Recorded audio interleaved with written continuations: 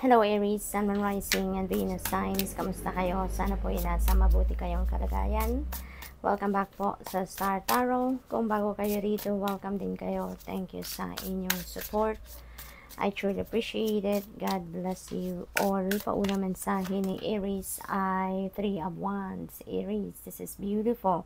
Kasi yung 3 of Wands, this is a good fortune energy. No? So, ibig sabihin nito na nasa inyong horizon ang swerte. No?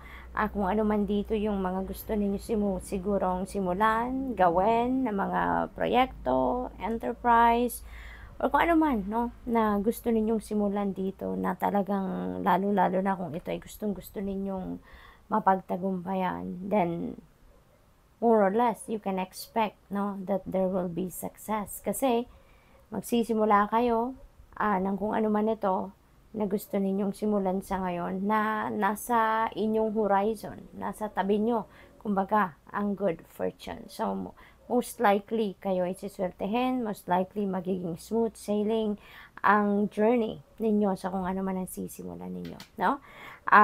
Nasa ano din kayo dito, nasa energy of travel, kaya most likely ang iba sa inyo dito is going to travel somewhere, no? Maaring meron kayong pupuntahan, siguro meron kayong biyahe international or local, depende sa inyong sitwasyon, but definitely there is a travel. Okay? What else? We have Ace of Wands. Wow, so bagong simula, no? So most likely talaga meron kayo dito mga sisimulang bagong chapter sa buhay ninyo, bagong endeavor, bagong proyekto, bagong enterprise, no? Bagong activity, no? Bagong hobby. It could be anything, no? Na you will be excited about. This is something na you will be passionate about, no? So good luck to that new beginning. 5 of Pentacles. Ayan. So, ang iba din sa inyo dito may problema sa siguro maaaring hindi ito problema sa pera, no? Even though this is Pentacle energy, because napaka-positibo ng nasa tabi niya, no, ng mga energies. So most likely this could be relationship, no? This could resonate with the relationship para sa iba sa inyo dito, Aries. But of course, you know, this is not going to resonate with everyone. So just take as it resonates. Siguro nalulungkot kayo, siguro naguguluhan kayo, maybe you're not understanding kung ano ang nangyayari sa inyong relasyon, no?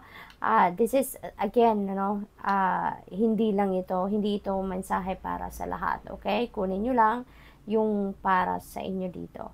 Feeling ko lang dito, no, ang napipick up kong energy, this could be someone na siguro may karelasyon at feeling ninyo hindi na kayo mahal na mahal nyo, hindi na kayo nabibigyan ng quality time, hindi na ninyo nai-enjoy ang bawat isa because maybe busy siya somewhere else, no? Busy siya about something else. So, probably ang nararamdaman ng iba sa inyo dito, yung lungkot, yung feeling abandoned, yung feeling left alone, yung ganon, no? What else for Aries? We have Queen of Wands. Ayan. So, dito naman sa Queen of Wands, you know, talagang magka-related ito dito at dito, no? Yung Wands energy na to. Yung very fiery energy ang iba sa inyo dito. Very excited, very motivated kayo, inspired kayo, na ano, yung parang ganado-ganado kayo pagdating sa mga sa trabaho, pagkakakitaan, proyekto, yung ganon, ano? And you are not allowing anything or anyone to get in your way dito, Aries, no? Yun ang nararamdaman ko dyan. Tsaka, parang ang sitwasyon dito sa inyo, pinag-iisipan, pinagpaplanuhan ninyong mabuti dito kung paano ninyo gagawin or paano ninyo sisimulan yung new beginning energy na to. Kung ano man itong sisimulan ninyo, parang nag-aano kayo dito, nag-iisip, nagpaplano, tawag dito, nag-strategize, no, ng maigi, ng mabuti. So, which is really good. So, we have the Magician energy. Ayan. So, this is new beginning then kasi this is also number 1. So, marami talaga sigurong sisimulang bagong chapter sa buhay ninyo ngayon. Aries, no? Marami kayo sigurong plano talaga na dati pa nasa isip nyo na yan, pero ngayon siguro feel ninyo, no, na the resources around you, the condition around you is perfect na para simulan na ninyo ang kung ano man ang gagawin ninyo na ito, no?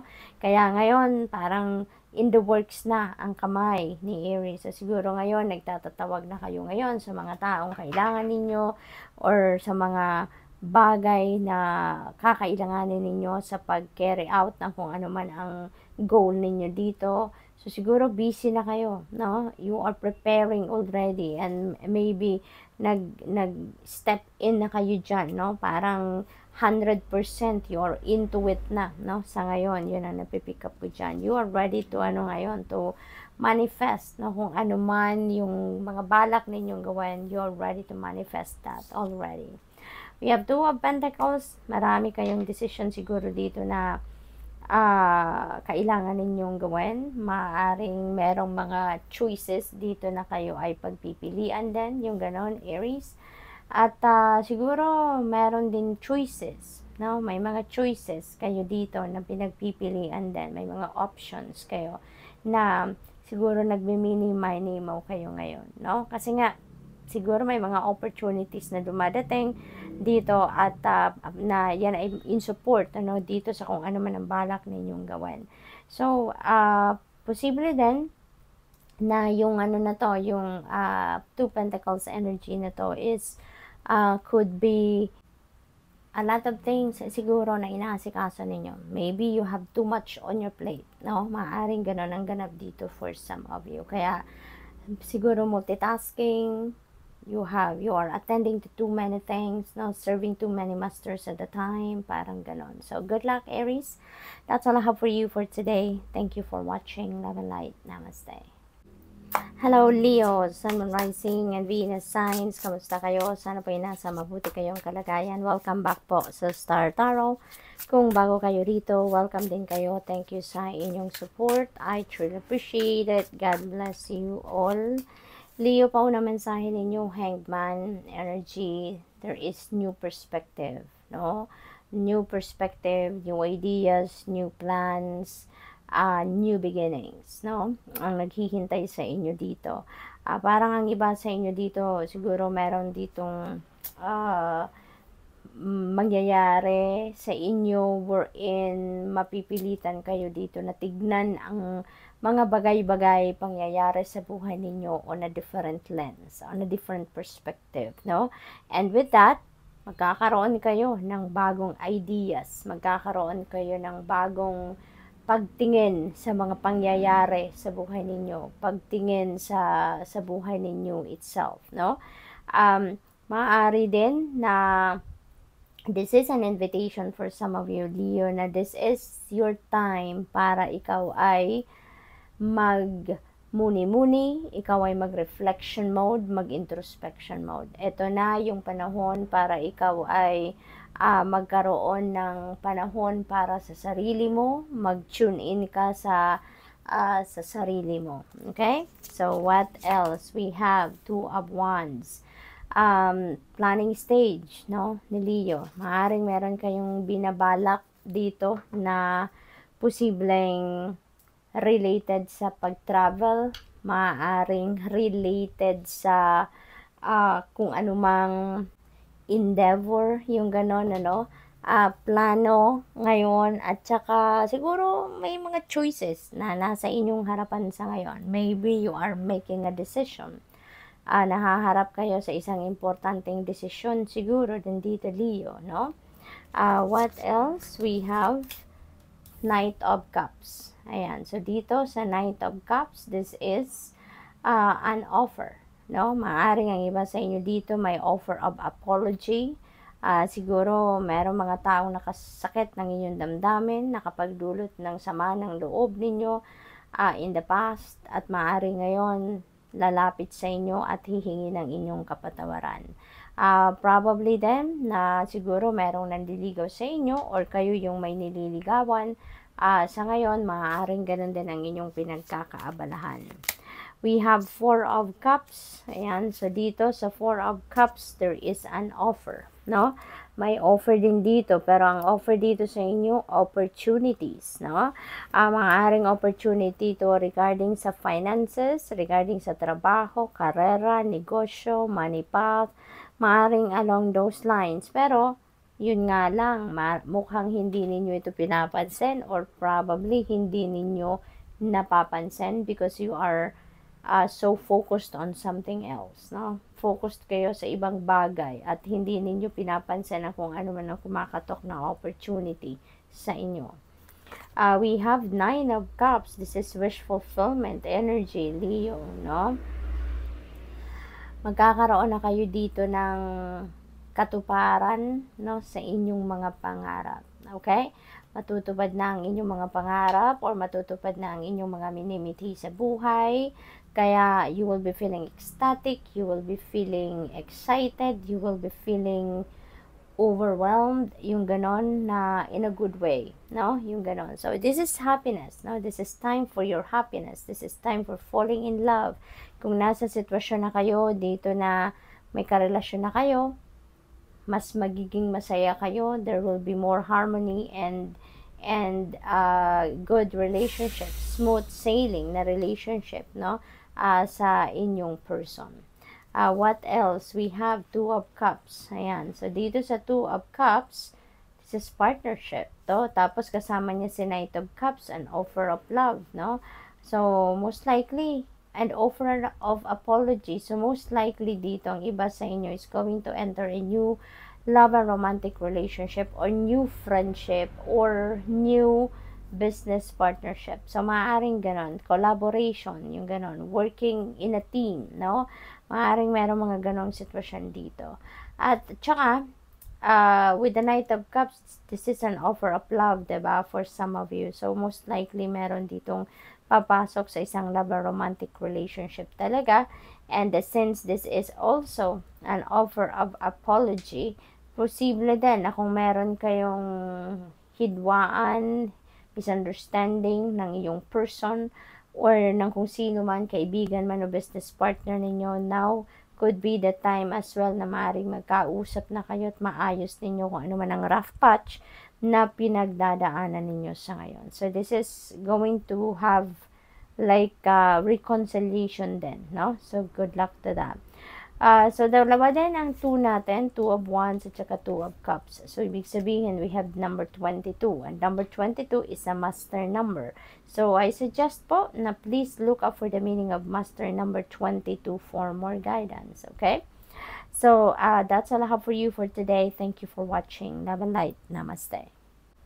Hello, Sagittarius, Sun, Moon, Rising, and Venus signs. Kamusta kayo? Sana po nasa mabuti kayong kalagayan.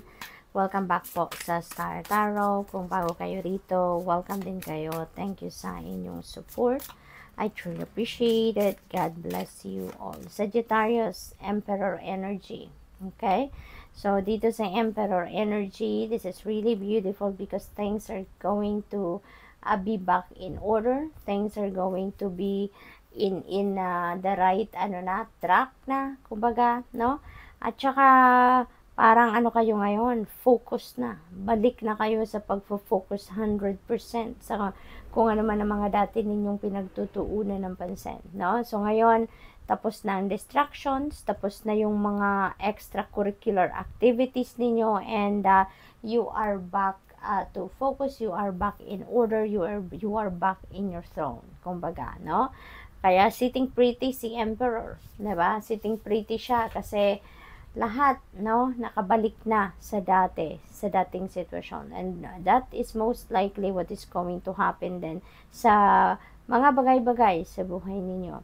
There could also be promotion dito for some of you, no, promotion into a leadership role, siguro meron din ditong maa-appoint sa inyo into a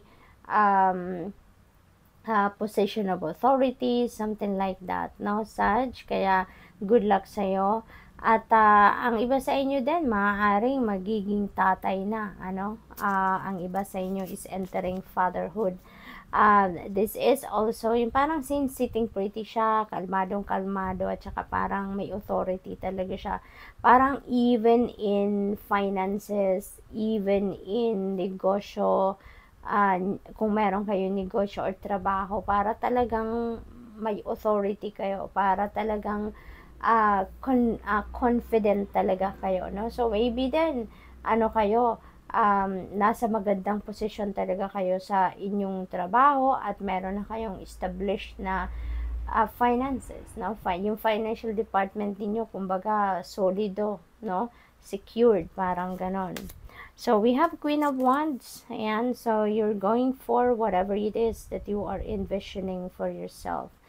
Excited ka, no? May ini-envision ka dito, may goal ka, no? At you are so excited about that. Maaaring ang iba sa inyo dito sa Sagittarius is talagang nagsisikap na marating ninyo, ma-accomplish or ma-achieve ninyo kung ano man yung gusto ninyong ma-achieve dito, you know? At hindi ninyo hahayaan dito na magkaroon kayo ng balakid. Hindi ninyo hahayaan dito na magkaroon kayo ng something na makakasagabal, no? Or anything that can get in your way. You are not going to allow that to happen, no? What else? We have 9 of Swords. Ayan. So, may anxiety, no? Ang iba sa inyo dito. Siguro dito kayo nanggagaling, no, na sitwasyon. Siguro before, gulong-gulo ang isipan ninyo, hindi kayo nakakatulog kasi siguro marami kayong gustong gawin. Marami kayong ideya, pero hindi ninyo siguro alam, sigurado kung papaano ninyo ito makikarry out, no? Kaya siguro ganito na lang, no? Kagulo ang isip ninyo, ganyan na lang kayo ka-confused, no? Siguro. Pero, magkakaroon kayo dito ng change of energy. May shift of energy dito na mangyayari sa inyo, Sagittarius. And, ang mangyayari dito, parang you're going to be more excited, you're going to be, yung mababalik na dito ang isip ninyo, no? From lungkot, you will be able to transmute that to excitement and drive, no? Kaya, imbes na, siguro magkakaroon kayo dito ng someone na makakapag-advise sa inyo or bigay sa inyo dito ng mental clarity, kaya mas malilinawan ang inyong isipan and you will be moving forward. Kaya, mapupunta kayo dito sa Queen of Wands energy. So, we have 5 of Swords. Ayan, so, most likely magkasama to kasi ito din may confusion din dito na nararamdaman ng iba sa inyo, Sagittarius, ano? Meron din ditong parang internal conflict. You don't know exactly siguro dito where you are heading. So, most likely, iisa lang ang energy na to, iisa lang ang sitwasyon na ito, no? But that is going to change kasi nga, you will be back in order. You will be back to your throne. 2 of Swords, yan, meron kayong pinagdidesisyonan. Maaring sama-sama itong tatlong ito, no? Hindi ninyo alam, hindi ninyo eksakto mapagdesisyonan sa ngayon kung ano ang nararapat ninyong gawin. Maybe because hindi nga ninyo ma-figure out kung alin ang tamang path para sa'yo, kung ano yung mas makakabuting gawin ninyo. Okay, Sag? What else? We have Justice. Ayan, with the Justice energy, with the Emperor energy, things are going to be back in order. So, magiging maayos ang lahat. Kung ano man ang mga kaguluhan ito sa inyong isipan, you will be able to find that clarity na makaka-enlighten ng isip ninyo at magiging maayos ang lahat. Alright? So, good luck to you, Sagittarius, dahil maibabalik mo na ang balance eh. Meron tayong balance, no? Dito, kaya, tapos dito then, you'll be back in order. So, definitely, magiging planchado na din ang lahat eventually. Of course, it's not going to happen overnight. Hindi yan mangyayari na flick of a finger.